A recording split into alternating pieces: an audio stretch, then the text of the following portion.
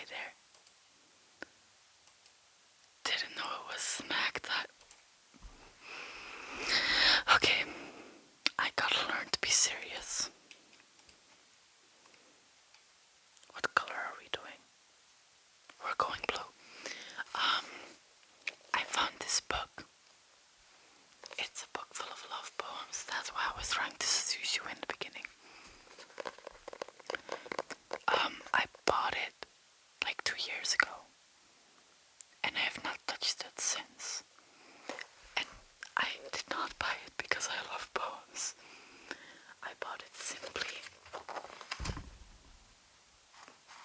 I bought it simply because it had fun illustrations. Illustrations by Chris Riddle. So yeah, today we're gonna find out if I love poems as well. I probably will not, because I'm not good at reading out loud.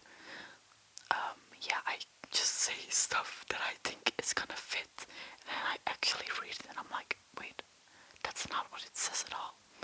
So, yeah, I'm gonna start with reading.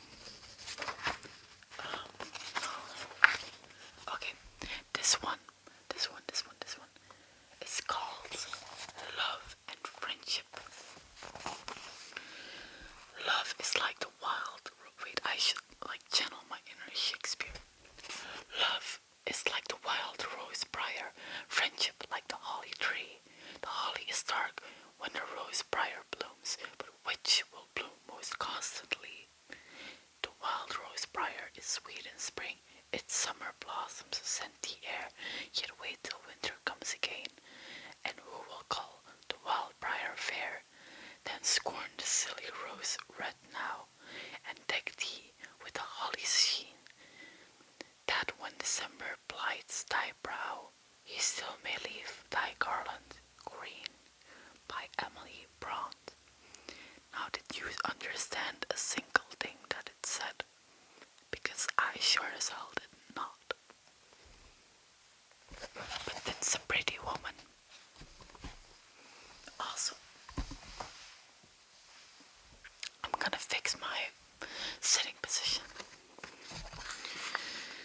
Okay, next. Postcards from the Hedgehog. It's a hedgehog, but it's not Sonic the Hedgehog, which is quite disappointing if you ask me. But let's read what it has to say. Dear Mum, I'm channeling my inner British now. Dear Mum, beautiful weather. I saw a fox last night. Did as you always said and rolled into a ball. After a while it went away. I was a bit scared all the same. Wish you were here. Love, Simon. Dear Mum, lovely weather today. Just saw a really pretty girl. Not sure how to approach her. She makes me really shy, but it's just all warm inside. I rolled up into a ball. Wish you were here. Love, Simon. There's more. Dear Mum, it's raining today. I ate a slug. Fun. Wasn't as good as the ones you used to give us. Tomorrow I think I'll approach the girl. Perhaps I'll take her a slug. She makes me so ever so nervous. I rolled up into a ball. Wish you were here. Love, Simon. Dear Mum, sun's come out again. This morning I was very brave and I went to see her. I edged up very carefully as you suggested when I spoke to her. I discovered she was actually a pine cone. What is this? I felt very embarrassed. Rolled up into a ball. Wish you were here. Love, Simon. This was made by A.F. Harold, and I think it's the most beautiful thing I've ever read. Okay.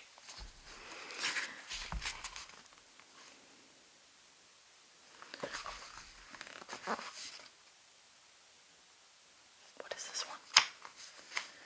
This one is called It's No Use, Mother Dear.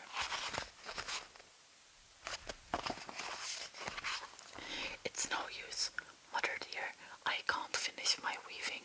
You may blame Aphrodite, soft as she is. She has almost killed me with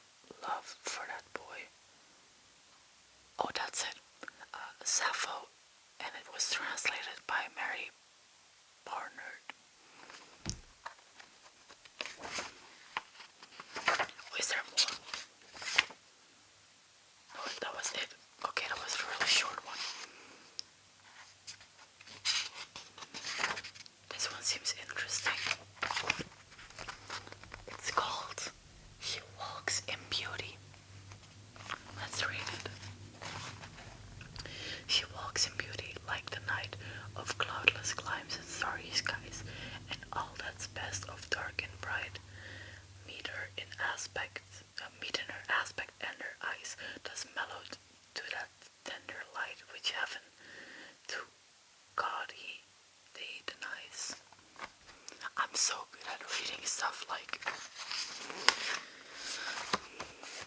one shade the more, one ray the less, had half impaired the nameless grace which waves in every raven tress, or softly lightens over her face, where thoughts serenely sweet express how pure, how dear their dwelling place, and on that cheek and o'er that brow, so soft, so calm yet eloquent, the smiles that win, the tints that glow, but tell of days in goodness spent, a mind at peace with all below, a heart whose love is innocence, by George Gordon and Lord Byron.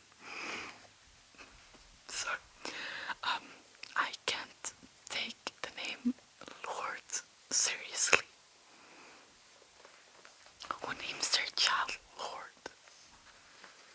Anyways, how? Pretty girl.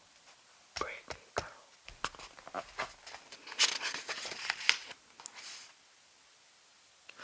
Romeo and Juliet were reading that.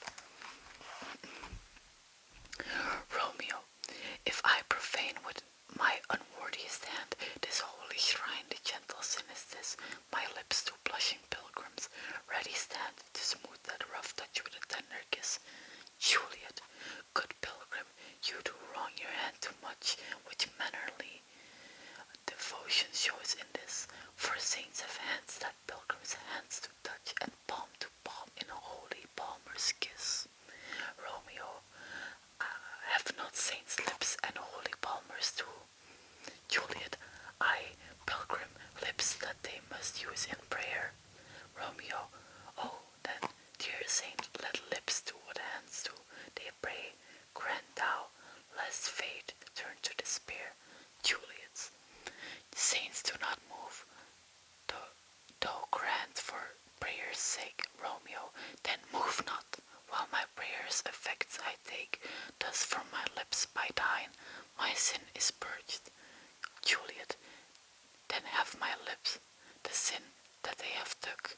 Romeo, sin from my lips, O trespass sweetly urged. Give me my sin again. Juliet, you kiss by book. William Shakespeare. I do not understand what I'm reading.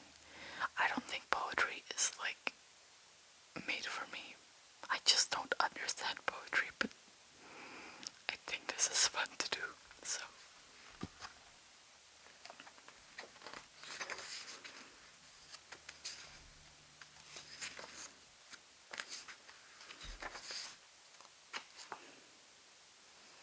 I'm trying to find one that like I think is fun.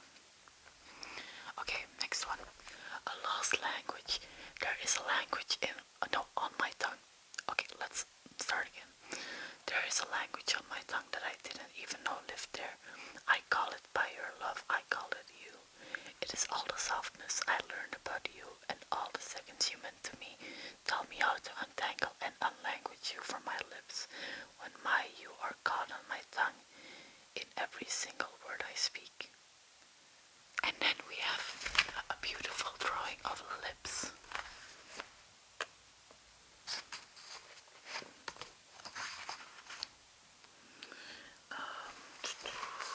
Let's find another one.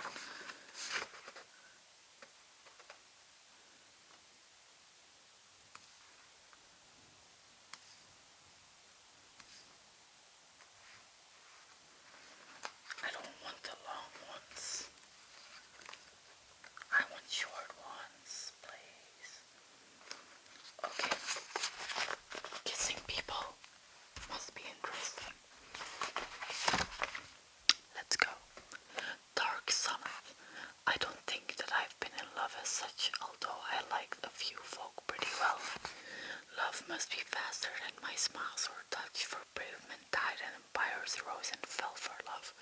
Girls follow boys to foreign lands, and men have followed women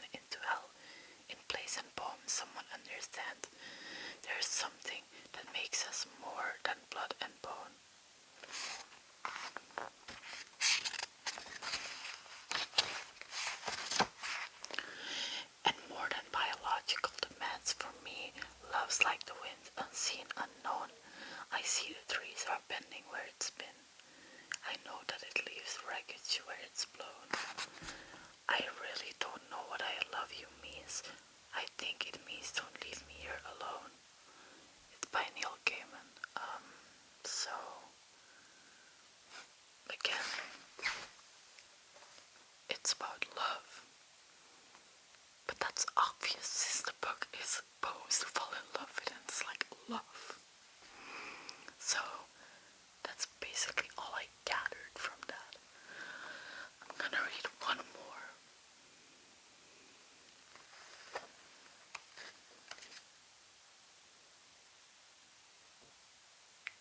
Sorry, I must read this one because what? Okay, bear with me. The courtship of Yonggi Bonggi Po. On the coast of Coromandel, where the early pumpkins blow, in the middle of the woods lived the Yonggi Bonggi Po. 2 old chairs and half a candle. 1 old jug without a handle. These were all his worldly goods. In the middle of the woods, these were all his worldly goods of the Yonggi Bonggi Po, of the Yonggi Bonggi Po. Once among the bongs trees walking, where the early pumpkins blow, to a little heap of stones came the Yonggi Bonggi Po. There he heard a lady talking to some milk-white hens of talking. This lady Jingly Jones. Sorry. Tis the lady Jingly Jones. On that little heap of stones sits the lady Jingly Jones, said the Yonggi Bonggi Po. Said the Yonggi Bonggi Po. This is like a tongue twister. Lady Jingly, sitting where the pumpkins blow. Will you come and be my wife, said the Yonggi Bonggi Po. I am tired of living singly on this coast so wild and shingly. I am weary of my life. If you'll come and be my wife, quite serene would be my life, said the Yonggi Bonggi Po, said the Yonggi Bonggi Po. On this coast of Coromandel, shrimps and watercresses grow. Prawns are plentiful and cheap, said the Yonggi Bonggi Po. You shall have my chairs and candle, and jug without a handle. Gaze upon the rolling deep. Fish is plentiful and cheap, as the sea my love is deep, said the Yonggi Bonggi Po, said the Yonggi Bonggi Po. There's more. Lady Jingly answered sadly, and her tears began to flow. Your proposal comes too late, Mr. Yonggi Bonggi Po. I would be your wife most gladly. Here she rolled her fingers madly, but in England I've a maid. Who's the maid? Yes, you've asked me far too late, for in England I've a maid. Mr. Yonggi Bonggi Po, Mr. Yonggi Bonggi Po.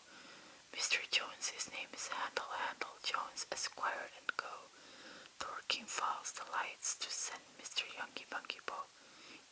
Keep your chairs and candle, and your jug without a handle. I can merely be your friend. Should my Jones more Dorkins send, I will give you 3, my friend, Mr. Yonggi Bonggi Po, Mr. Yonggi Bonggi Po. Though I've such a tiny body, and your head so large that grow. Though your head may blow away, Mr. Yonggi Bonggi Po, though you're such a hotty-toddy, yet I wish that I could modify the words I need must say. Will you please to go away? That is all I have to say, Mr. Yonggi Bonggi Po, Mr. Yonggi Bonggi Po. Down the slippery slopes of Myrtle, where the early pumpkins blow, to the calm and silent sea fled the Yonggi Bonggi Po. There beyond the Bay of Girdle lay a large and lively turtle. You're the cove, he said, for me, on your back beyond the sea. Turtle, you shall carry me, said the Yonggi Bonggi Po, said the Yonggi Bonggi Po. I think this is the Yonggi Bonggi Po, by the way. Just so you know. Through the silent roaring ocean did the turtle swiftly go, holding fast upon his shell, rode the Yonggi Bonggi Po, with a sad primeval motion. Towards the sunset isles of Boston, still the turtle bore him well, holding fast upon his shell. Lady Jingly Jones, farewell, said the Yonggi Bonggi Po, sang the Yonggi Bonggi Po. From the coast of Coromandel did that lady never go. On that heap of stones she mourns for the Yonggi Bonggi Po. On that coast of